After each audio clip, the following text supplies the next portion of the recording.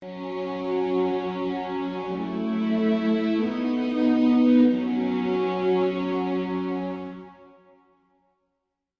my child.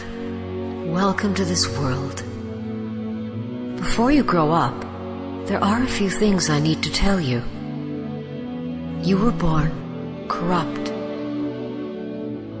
You were born a sinner, and the wages of sin is death. Someday, when you are old enough to understand, you must ask forgiveness. Not for anything you've done, but for what others did thousands of years ago at the beginning of the world. Also, you must tell God how sorry you are for murdering His Son Jesus. I know, it happened generations before you drew your first breath, and it was ultimately part of God's divine plan, but the responsibility is yours. You are guilty, and you must ask to be forgiven.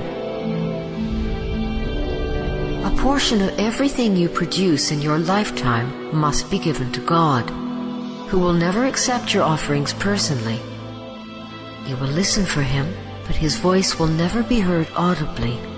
You will thank Him for His direction and guidance, but His mysterious ways will confuse you.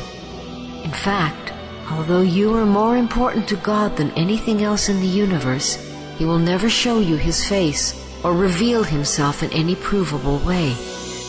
I know this seems strange. To truly know God, you must study a book, an ancient book, written thousands of years ago in a language you do not understand. You must fulfill a great commission to make others see the world as you do, to have them believe as you do, to live as you do, and then to go out and convince even more to do the same. As a reward for this, you will be given the privilege of praising God without end, for all eternity, in a hidden, happy place that can only be seen by the dead. You must pledge your entire life on this earth to your invisible Father and His Great Commission, or He will send you to a dark pit where the flesh is roasted from your bones and you writhe in unimaginable agony forever and ever and ever.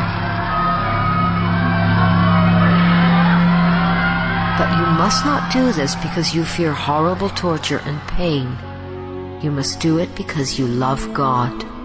No matter what happens throughout your lifetime, the more your world seems to defy everything I've taught you here, just continue to say the words out loud. God is real. God is good. And one day, you will look into the eyes of your own child, and you'll teach him these very same things, so that he can someday teach his own children, and their children, and their children, for generations. You'll hold him in your arms, and you'll look down at him and say, "Welcome to this world.